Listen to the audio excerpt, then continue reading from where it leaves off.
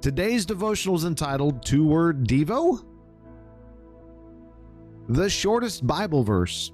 And it's right up there with one of the first few verses as we as children memorize, and we think we're so smart when we memorize it, as it's only 2 words and we're able to spout it off fast, and we think we're so sophisticated that we share this verse thinking we're so big and we're so smart and so intelligent.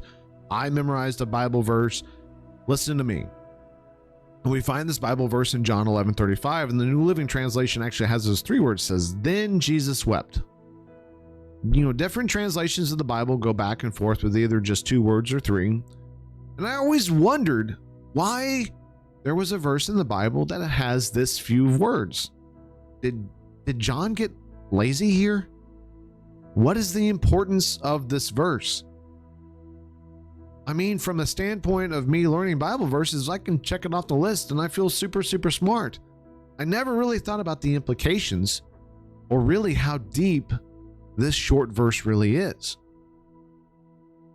We know that Jesus was human and had human needs and desires, and he felt the same things that you and I feel, and he went through the same situations, if not more, than you and I. So why do I care if he cried? There are other times throughout the Gospels where we read that Jesus would cry. In Matthew 26, verses 36 through 46, Jesus prays to God and has anguish and deep distress. In Mark 14, verses 32 through 42, Jesus is filled with deep horror and deep distress, even falling down on his face praying. And in Luke 22, verses 39 through 46, Jesus is filled with such sorrow and agony that sweat fell off of him like drops of blood. Now, you see, we get multiple pictures here of Jesus in deep agony or sadness, and it doesn't specifically say that he cried, but the picture here that I see in this depth of his despair, his agony, and just sadness is he truly was crying. So why does John make it a point to say that Jesus wept? Well, if we go back to the beginning of the chapter in John 11, verses 1 through 4, we get the setting of the story. It says, "A man named Lazarus was sick. He lived in Bethany with his sisters, Mary and Martha. This is the same Mary who poured the expensive perfume on the Lord's feet and wiped them with her hair. Her brother Lazarus was sick. So the 2 sisters sent a message to Jesus, tell him, 'Lord, the one you love is very sick.' Well, when Jesus heard about it, he said, 'Lazarus' sickness will not end in death. No, it's for the glory of God. I, the Son of God, will receive glory from this.'" And so Jesus ended up staying where he was for 2 more days, and finally he and his disciples left. But what's interesting is Jesus already knew that Lazarus had passed away, and in verse 14 he tells his disciples this. Then he told them plainly, "Lazarus is dead, and for your sake I'm glad I wasn't there, because this will give you another opportunity to believe in me. Come, let us go see him." Now, this opportunity that he had would get to show people the power over death that Jesus had. As they get to Bethany, Martha comes and meets Jesus. She starts to plead with Jesus. This wasn't a, "Hey, hello, how's it going? So good to see you." This was a, "You failed me. My brother is dead, and it's your fault because you told me he wasn't going to die." And Jesus just simply replies with, "He's going to rise again." And he then meets with Mary, who does the exact same thing. Here we have 2 ladies that have already seen the power of Christ and his ability to do these miracles. They know exactly what he's able to do, and they know that he was able to save Lazarus from dying had he been there to heal him.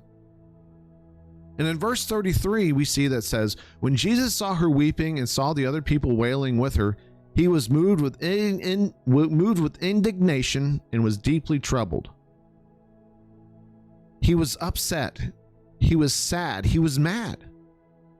He was mad at their unbelief. Because like I said, here we have Mary and Martha, who had already seen miracles that Jesus had performed, and they were so upset with Jesus for not helping them with their brother. How many times have we prayed to God for a response that we're going through something only not to get the answer that we wanted? We're just like Mary and Martha, falling at Jesus' feet, crying and being upset with him that he didn't do what they wanted him to do.